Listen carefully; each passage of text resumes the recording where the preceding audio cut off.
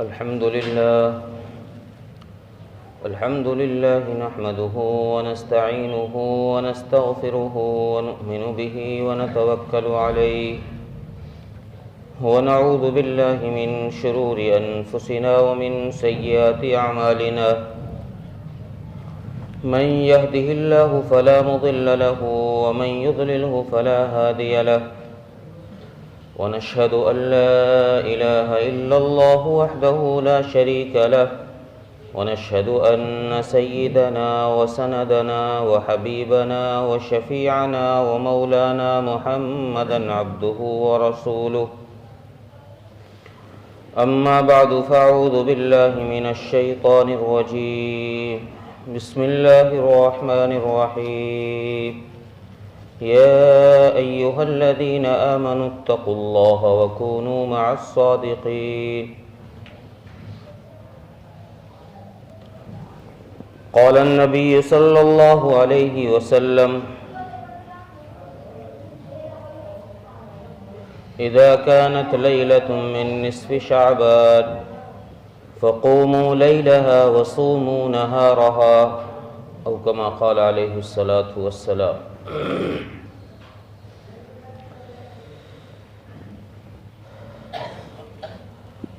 غیور نوجوان دوستو، محترم بزرگوں، عزیزوں، ماہ شعبان چل رہا ہے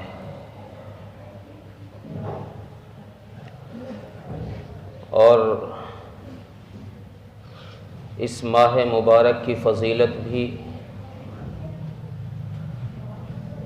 جیسے رسول اکرم صلی اللہ علیہ وسلم نے ماہ رجب میں اس بات کی دعا فرمائی کہ اللہ ہماری زندگیوں میں اتنی برکت عطا فرما کہ ہمیں رمضان تک پہنچا دے،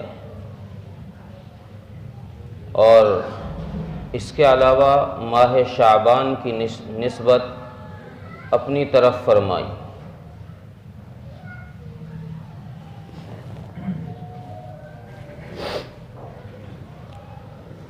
تو یہ ماہ مبارک گویا استقبال رمضان ہے، رمضان کی آمد کا استقبال ہے۔ اس ماہ مبارک میں رسول اکرم صلی اللہ علیہ وسلم کی عبادات کا معمول باقی مہینوں سے زیادہ ہوتا تھا، عبادات کا معمول باقی مہینوں سے زیادہ ہوتا تھا، اور اس ماہ مبارک میں رسول اکرم صلی اللہ علیہ وسلم نے اتنی کثرت کے ساتھ روزے رکھے ہیں کہ دیگر مہینوں میں اتنی کثرت کے ساتھ روزے نہیں رکھے۔ حضرت امی عائشہ رضی اللہ عنہا فرماتی ہیں کہ آپ صلی اللہ علیہ وسلم شعبان میں بڑی کثرت کے ساتھ روزے رکھا کرتے تھے، اور میرے جو رمضان کے روزے جسمانی مجبوری کی وجہ سے، جسمانی عذر کی وجہ سے قضا ہو جاتے تھے، تو میں ان روزوں کی قضا ماہ شعبان میں کیا کرتی تھی، اس لیے کہ ان دنوں میں روزہ رکھنا میرے لیے آسان ہوتا تھا کہ میرے محبوب بھی روزہ رکھا کرتے تھے، میں بھی روزہ رکھ لیا کرتی تھی۔ تو یہ ماہ شعبان وہ مہینہ ہے جس میں رسول اللہ صلی اللہ علیہ وسلم نے کثرت کے ساتھ روزے رکھے، اور امت کے لیے یہ بھی فرمایا، چونکہ بعض احادیث میں یہ بھی آیا ہے کہ آپ نے روزہ رکھنے سے منع فرمایا کہ شعبان کے مہینے میں روزے نہ رکھو، لیکن کچھ حدیثوں سے یہ ثابت ہوتا ہے کہ آپ نے پورے مہینہ شعبان میں روزے رکھے ہیں۔ علماء اکرام نے ان دونوں حدیثوں کو ملا کر یہ تشریح کی ہے، ان دونوں حدیثوں کی یا اس طرح کی حدیثوں کی، کہ آپ صلی اللہ علیہ وسلم نے روزے تو اس لیے رکھے ہیں تاکہ رمضان کی پریکٹس ہو جائے، رمضان آ رہا ہے اس سے پہلے روزے رکھنے کی ایک عادت بن جائے، اور منع اس لیے فرمایا ہے کہ کہیں میری امت کے لوگ شعبان میں روزہ رکھ کر کمزور نہ پڑ جائیں، کہیں ایسا نہ ہو کہ فرض روزوں میں کوتاہی ہو جائے، رمضان کے روزے ترک کرنے لگ جائے۔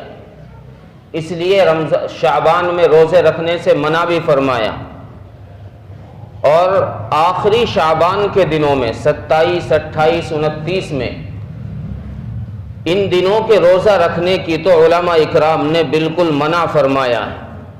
اس کی وجہ یہ فرماتے ہیں کہ شریعت اتباع کا نام ہے، شریعت اتباع رسول کا نام ہے۔ اگر ہمارا کوئی عمل رسول کی اتباع پر ہو رہا ہے تو اس کا نام شریعت ہے، اور اگر ہمارا کوئی عمل نفس کی خواہش پر ہو رہا ہے یا نفس کی چاہت پر ہو رہا ہے تو اس کا نام شریعت نہیں، اس کا نام دین نہیں، دین اتباع ہی کا نام ہے۔ تو اگر کوئی آدمی 27، 28، 29 کو روزہ رکھے اور پھر اگلا دن پہلی تاریخ رمضان کی ہو جائے اس میں بھی روزہ رکھ لے، تو گویا اس آدمی نے پھر 30 روزے یا 29 روزے نہیں رکھے، اس نے 32، 33 روزے رکھ لیے۔ تو یہ اپنی طرف سے ایک بڑھاوا ہو گیا فرائض کے اندر، شریعت اس کو پسند نہیں کرتی۔ جیسے شریعت نے حکم دیا نا رمضان کے مہینے میں، حدیث میں ہے کہ رمضان کے مہینے میں رسول اللہ صلی اللہ علیہ وسلم نے ارشاد فرمایا کہ سحری آخری وقت میں کھاؤ اور افطار غروب ہوتے ہی کرو۔ غروب کا جب تمہیں یقین ہو جائے کہ غروب ہو گیا، اب 1 منٹ کی تاخیر مت کرو۔ کیوں؟ اس لیے کہ اب تاخیر کرو گے تو تم اپنی طرف سے فرض میں اضافہ کر رہے ہو۔ سحری اگر تم 2-4 گھنٹہ پہلے کھا کے سو گئے تو تم اپنی طرف سے روزے کو لمبا کر رہے ہو۔ شریعت اس سے روکتی ہے، شریعت صرف اتباع کا نام ہے۔ اس لیے حکم یہ دیا گیا کہ شعبان کے آخری دنوں میں بالکل روزہ ترک کر دو، تاکہ رمضان اور شعبان میں فرق واضح ہو جائے کہ بھئی اب سے پہلے جو روزے رکھے جا رہے تھے وہ شعبان کے روزے تھے، اس لیے بیچ میں 2-4 دن افطار کرو، یہ 2-4 دن روزہ نہ رکھو، پھر رمضان جب شروع ہو جائے تو روزے رکھو تاکہ پتہ چل جائے کہ اب رمضان شروع ہو چکا ہے۔ اس وجہ سے رسول اکرم صلی اللہ علیہ وسلم نے شعبان کے آخری دنوں میں روزہ رکھنے سے منع فرمایا۔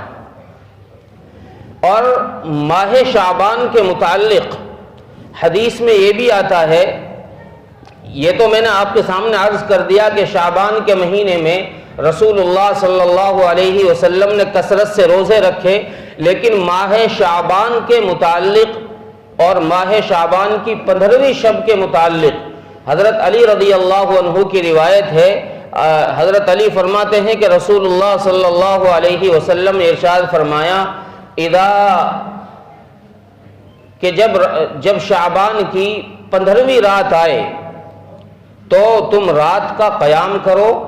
اذا کانت لیلۃ من نصف شعبان، نصف شعبان کی شب میں 15ویں رات میں تم رات کا قیام کرو، اور وصوموا نہارہا، دن کا روزہ رکھو۔ اب یہ شب برات جو ہے جس کو ہم شب برات کہتے ہیں، یہ شب مغفرت، اصل میں شب برات کا لفظ حدیث کی کسی کتاب میں نہیں۔ اس رات کا نام حدیث میں نصف شعبان آیا ہے، لیلۃ من نصف شعبان، کہ یہ شعبان کی 15ویں رات ہے، نصف شعبان کی رات۔ تو اس رات کے متعلق بھی احادیث میں رسول اللہ صلی اللہ علیہ وسلم نے فضیلتیں بیان فرمائی ہیں، لوگوں کو اعمال کی ترغیب دلائی ہے، اور پھر آپ نے خود عمل بھی کیا ہے۔ یہ نہیں کہ لوگوں سے کہا ہو، آپ نے خود عمل کیا۔ حضرت امی عائشہ رضی اللہ عنہا کی روایت ہے کہ رسول اللہ صلی اللہ علیہ وسلم فرماتی ہیں کہ میرے بستر میں، میرے کمرے میں ایک دن لیٹے ہوئے تھے، اور میری رات کو جب آنکھ کھلی تو میں نے آپ کو وہاں سے غائب پایا۔ میں نے جب آپ کو تلاش کرنا شروع کیا تو میں دیکھتے دیکھتے، آپ کو ڈھونڈتے ڈھونڈتے میں جنت البقیع میں پہنچی۔ میں نے دیکھا کہ رسول اکرم صلی اللہ علیہ وسلم جنت البقیع میں دعا مانگ رہے ہیں۔ جنت البقیع جو قبرستان ہے مدینہ منورہ کا، آپ وہاں تشریف لے گئے اور دعا مانگ رہے ہیں۔ تو حضرت امی عائشہ فرماتی ہیں کہ میں نے رسول اللہ صلی اللہ علیہ وسلم سے دریافت کیا، یا رسول اللہ آج آپ اچانک سے رات میں اٹھ کر یہاں کیا بات ہے؟ آپ صلی اللہ علیہ وسلم نے ارشاد فرمایا، عائشہ تمہیں پتہ نہیں آج نصف شعبان کی رات ہے، آج نصف شعبان کی رات ہے، اور اس رات میں اللہ تبارک و تعالی جہنم سے لوگوں کو آزاد فرماتے ہیں، اتنی کثرت کے ساتھ آزاد فرماتے ہیں جیسے بنو کلب کی بکریوں کے بدن پر بال، اس کثرت سے لوگوں کو معاف فرماتے ہیں، لوگوں کی مغفرت فرماتے ہیں۔ تو میں تو اس لیے آیا ہوں یہاں کہ تاکہ میں بھی اس رات میں میری بھی مغفرت ہو جائے۔ اور چونکہ احادیث میں یہ بھی آیا ہے کہ ماہ شعبان کی نصف رات میں اللہ تبارک و تعالی ایک سال گزشتہ جو گزر گئے لوگ اور ایک سال جو لوگ آئیں گے پیدا ہوں گے ان سب کا فیصلہ ہوتا ہے۔ اس رات میں آنے والے لوگوں کا فیصلہ، جو گزر گئے ان کا فیصلہ پچھلی شب برات میں، یعنی ہر شب برات میں ایک سال کا حساب اسرائیل کے حوالے کیا جاتا ہے کہ ان لوگوں کی جان لینی ہے، ان لوگوں کو دنیا سے اٹھانا ہے۔ اس لیے حدیث میں آتا ہے کہ بعض دفعہ لوگ نکاح کر رہے ہوتے ہیں، خوشیاں منا رہے ہوتے ہیں، اور ان کو پتہ نہیں کہ ان کی موت کا وارنٹ اللہ نے جاری کر دیا۔ ایک سال ہونے والے اعمال اس رات میں فرشتوں کو سونپ دیے جاتے ہیں۔ تو گویا یہ رات بجٹ والی رات ہے، اللہ کے یہاں سے ایک سال کا بجٹ پاس کیا جاتا ہے جو فرشتوں کے حوالے کیا جاتا ہے۔ تو اس لیے بھی یہ رات بڑی فضیلت والی ہے، لیکن اس میں اس چیز کا خیال رکھا جائے، یہ تو ثابت ہو گیا اور تقریباً 17 صحابہ سے اس رات کی فضیلتیں ثابت ہیں، 17 صحابہ سے۔ اب ان میں 2-4 روایتیں وہ بھی ہیں جن پر لوگوں نے محدثین نے کلام کیا ہے، یعنی ضعیف قسم کی روایتیں، ساری روایتیں ضعیف نہیں ہیں، لیکن اس رات عبادت اس طور پر کرنا کہ لوگوں کو بلا کر لانا یا مجمع اکٹھا کرنا، یہ صحیح نہیں ہے۔ یہ عمل رسول اللہ صلی اللہ علیہ وسلم سے ثابت نہیں کہ آپ نے لوگوں کو جمع کیا ہو یا لوگوں کو اکٹھا کیا ہو، بلا کر لائے ہوں، یہ نہیں ہے۔ بلکہ جن راتوں کی بھی جن راتوں میں شریعت نے جاگنے کا حکم دیا ہے یا جاگنے کی ترغیب دی ہے، وہ راتیں ہیں جن میں تنہائی کی عبادت زیادہ مقصود ہے، اور تنہائی میں اللہ کا قرب جو حاصل ہوتا ہے وہ مجمع میں نہیں ہوتا۔ آدمی جتنا راز و نیاز کے ساتھ اللہ سے اکیلے میں باتیں کر سکتا ہے وہ مجمع عام میں نہیں ہوتا۔ تو یہ راتیں وہ ہیں جو تنہائی کی عبادت کی ہیں، مجمع لگانے کی نہیں ہیں۔ اس رات میں جو میں نے روایت بیان کی حضرت امی عائشہ کی، ایک دفعہ آپ سے زندگی میں قبرستان جانا ثابت ہے۔ ہمارے یہاں معمول اور عام رواج یہ بنا پڑا ہے، لوگوں کی ٹولیاں جاتی ہیں، گروہ کے گروہ، جماعت کی جماعت قبرستان کی طرف لائن لگائے بھاگی ہوئی جاتی ہے۔ یہ ثواب کی چیز نہیں ہے۔ آپ صلی اللہ علیہ وسلم سے ایک دفعہ ثابت ہے، جیسے میں نے شروع میں عرض کیا، دین نام ہے اتباع کا، اگر نبی کی اتباع پر عمل کیا جائے گا تو دین کہلائے گا، ورنہ خواہشات نفس کہلائے گی، ورنہ خواہشات نفس کہلائے گی۔ وہ نبی اکرم صلی اللہ علیہ وسلم ایک دفعہ قبرستان گئے، آپ کی زندگی میں کئی دفعہ، نبوت کے بعد 22-23 دفعہ تو شب برات آئی ہے، 22-23 سال میں آپ صلی اللہ علیہ وسلم ایک دفعہ گئے ہیں۔ اگر ہم اپنی زندگی میں ایک دفعہ چلے جائیں تو سنت زندہ ہو جائے گی، اور اگر یہ ہر سال کا معمول اور اس سے بڑھ کے اور واہیاتی اور فضول قسم کی بدعات لوگوں نے ایجاد کر لی کہ اس رات میں پٹاخے بازی، بم چلانے، یہ کیا دین ہے؟ پٹاخے تو کبھی بھی جائز نہیں ہے شریعت میں کسی بھی حال میں، فضول خرچی، اسراف ہے۔ اس کو تو اللہ نے اسراف کرنے والوں کو تو شیطان کا بھائی قرار دیا ہے. ان المبذرین کانوا اخوان الشیاطین، فضول خرچی کرنے والے شیطان کے بھائی ہیں. تو یہ تو جائز ویسے بھی نہیں ہے، شب برات کے علاوہ بھی جائز نہیں ہے، شب برات میں کیسے جائز ہو جائے گا؟ اور ایک تیسری چیز شب برات کے ساتھ اور بدعت یہ جوڑ رکھی ہے کہ لوگوں نے اس دن کو حلوہ بنانے کو لازم قرار دے رکھا، اور جس کے یہاں نہ پکے اس کو بخیل اور کنجوس اور نہ جانے کیا کیا طعنے سننے پڑتے. یہ کوئی شریعت کا حکم نہیں ہے، نہ شریعت نے حلوہ بنانا اس دن کوئی فضیلت بخشی ہے. حلوہ بنانا ہے اچھی چیز ہے، کھانے والی چیز ہے، آپ پورے سال بنا کے کھاؤ، شریعت روکتی نہیں ہے. کسی حلال چیز کے کھانے سے شریعت منع نہیں کرتی، شریعت کہتی ہے کھاؤ، خوب کھاؤ، لیکن کسی ایک دن کو خاص کر کے اور اس کو شریعت کا حکم سمجھ کے کرنا شریعت اس سے روکتی ہے، اس سے شریعت منع کرتی ہے. تو شب برات کے دن ہمیں عبادت کرنی ہے، اور عبادت کا طریقہ انفرادی طور پر سب سے افضل طریقہ ہے. رسول اللہ صلی اللہ علیہ وسلم نے فرائض کے علاوہ بہت کم نوافل اور سنتوں کا مسجد میں اہتمام کیا ہے، ورنہ آپ صلی اللہ علیہ وسلم فرائض کے علاوہ باقی نمازیں اپنے گھر میں پڑھا کرتے تھے.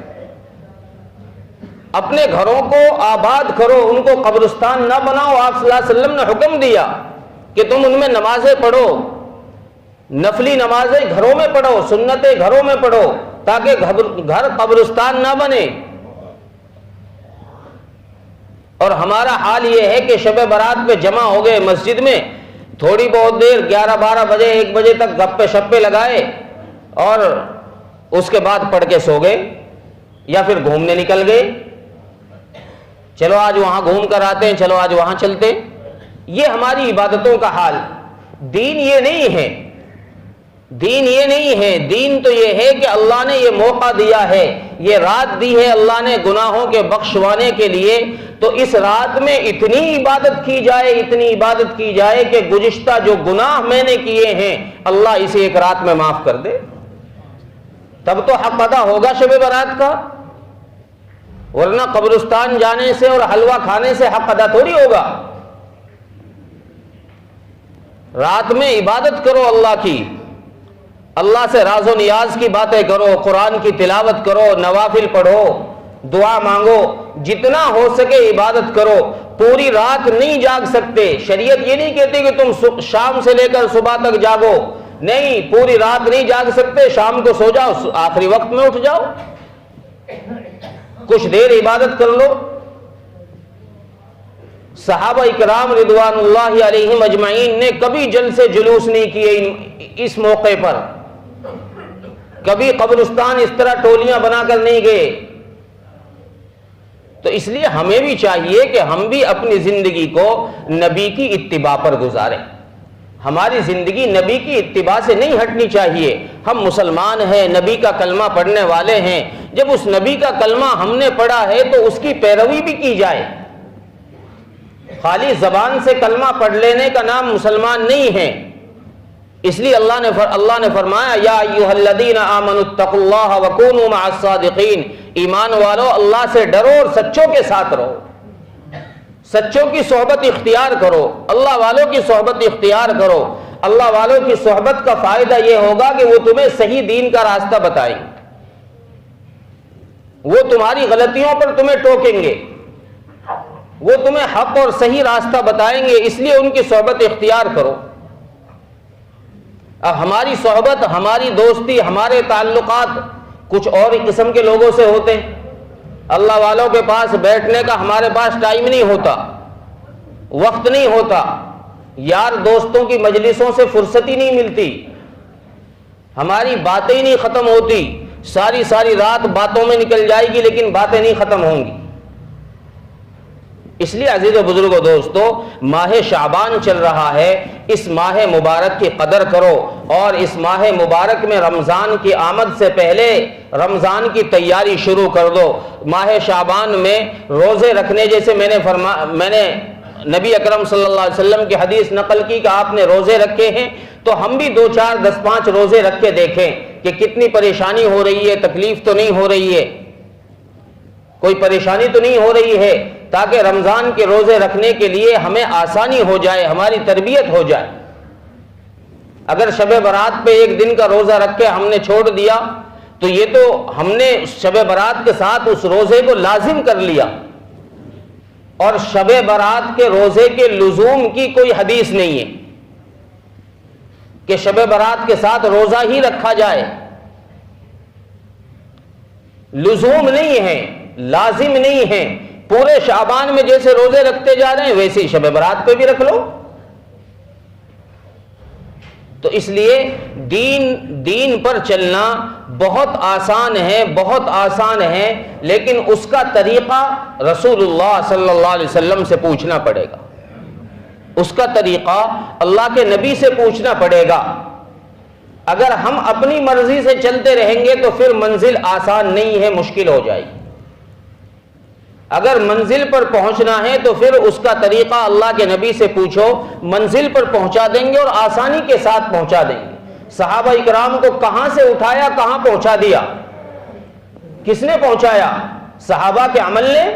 صحابہ کے عمل نے نہیں، صحابہ اکرام کی رسول اللہ صلی اللہ علیہ وسلم کی صحبت نے ان کو اس مقام پر پہنچایا۔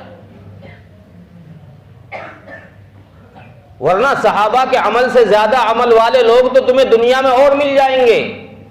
صحابہ سے زیادہ نمازیں پڑھنے والے، تہجد پڑھنے والے، قرآن پڑھنے والے لوگ اور مل جائیں گے، لیکن صحابہ کو جو صحبت نبی ملی ہے، اس صحبت نبوی کی وجہ سے صحابہ کو وہ مقام ملا ہے جو عبادتوں سے نہیں مل سکتا۔ تو نبی کے طریقے پر چلنے سے جو منزل ملے گی وہ منزل خواہشات پر چلنے سے نہیں مل سکتی۔ اس لیے منزل پر پہنچنے کے لیے طریقہ نبوی کا تلاش کرنا ضروری ہے، اور طریقہ نبوی کہاں ملے گا؟ کونوا مع الصادقین، اللہ والوں کے پاس ملے گا۔ اس لیے ان کی صحبت اختیار کرو۔ اور اس رات میں، شب مغفرت میں، شب برات میں کچھ لوگ وہ ہیں جیسے مغفرت عام ہیں، اس عام مغفرت سے بھی اللہ تبارک و تعالیٰ کچھ لوگوں کو محروم فرما دیتے ہیں، جن میں احادیث میں کہیں 5 ذکر فرمائے، کہیں 7 ذکر فرمائے، کہیں 2 ذکر فرمائے ہیں۔ ان میں ایک مشرک اور ان میں ایک مشاحن، کینہ رکھنے والا، دوسرے کو دیکھ کر جلنے والا، دوسرے کی غلطی کو اپنے دل میں بڑھاوا دینے والا۔ اگر کسی سے کوئی غلطی ہو جائے تو اس سے اس کی تلافی کر لو، بھئی اس کو بتا دو بھئی تو نے یہ غلطی کی ہے، معافی صافی ہو جائے، ختم معاملہ۔ کیوں کینہ پال رہے ہو؟ تو کسی نے تمہاری شان میں کوئی گستاخی کر دی، تمہاری شان کسی نے گھٹا دی، تو اس شان کو بڑھانے کے لیے اس کو بتاؤ کہ بھئی تم نے یہ خطا کی ہے، اس سے میری شان گھٹ گئی، تو وہ خود معافی مانگ لے گا کہ بھئی آئندہ نہیں کروں گا میں ایسا۔ تو مشاحن، اس کی بھی مغفرت اس رات میں نہیں ہوتی، اس عام مغفرت کے باوجود۔ اور ایک مسبل و ازارن، ٹخنوں سے نیچے پائجامہ یا شلوار یا پینٹ لٹکانے والے کی بھی مغفرت اس رات میں نہیں ہوتی۔ یہ بھی ایک عام فیشن ہے کہ ٹخنوں سے نیچے، بعض کے تو پینٹ ایڑیوں کے اندر 4 انگل بڑے رہتے ہیں، تلوے تک پینٹ جایا رہتا ہے نیچے سے۔ کیا فائدہ ہوتا ہے اس سے؟ کیا فائدہ ہوتا ہے؟ یہ کون سی فیشن ہے؟ شریعت کہتی ہے کہ اس رات میں ایسے آدمی کی مغفرت نہیں ہے۔ اور عاق لوالدی، ماں باپ کا دل توڑنے والے کی نافرمانی نہیں، مغفرت نہیں۔ ایک ہے ماں باپ کو ناراض کرنا، ایک ہے ماں باپ کا دل توڑ دینا۔ دل کا توڑ دینا الگ ہے، ناراض ہو جانا الگ ہے۔ ناراض تو بہت سارے کیا اکثر گھروں میں اولاد سے ماں باپ ناراض ہو جاتے، بیٹے نے کوئی کام غلط کر دیا، ماں باپ ناراض ہو گئے۔ ایک ہے باپ کے یا ماں کے دل کو توڑ دینا، کوئی ایسی بات کہہ دینا جس سے اس کا دل پھٹ جائے۔ عاق لوالدیہ، اس کی بھی مغفرت نہیں. اور ایک شرابی، شراب کا عادی، ایک ہے کبھی کبھی شراب پی لینا، اور ایک ہے شراب کا عادی بن جانا کہ بغیر اس کے چین ہی نہ آئے، سکون ہی نہ ملے. ایسے شخص کی مغفرت نہیں. یہ وہ لوگ ہیں کہ اس رات میں ان کی مغفرت نہیں. اب آپ سوچ کے دیکھیں، اتنی بڑی مغفرت عام ہو رہی ہے، بنو کلب کی بکریوں کے، بھیڑوں کے بالوں کے برابر لوگ بخشے جا رہے ہیں، اور اللہ ایسے لوگوں کی چھٹنی کر کر کے ایک طرف کر رہے، نہیں اس کی بھی نہیں، اس کی بھی نہیں، اس کی بھی نہیں. تو اس لیے اس رات کے آنے سے پہلے اگر ہمارے اندر یہ بیماریاں ہیں تو ہم اللہ سے توبہ کریں، استغفار کریں، تاکہ اللہ ہمیں ایسے لوگوں میں شامل نہ فرمائے، ہماری بھی بخشش ہو جائے. اور ایسا نہیں ہے کہ یہ گناہ معاف ہی نہیں ہوں گے، آپ توبہ کر لو معاف ہو جائے گا. اس رات کے آنے سے پہلے اللہ سے معافی مانگ لو، توبہ کر لو، اللہ معاف فرما دیں گے. اللہ تبارک و تعالی ہم سب کو اس رات کی اور اس ماہ مبارک کی قدر کرنے کی توفیق عطا فرمائے. وآخر دعوانا الحمد للہ رب العالمین.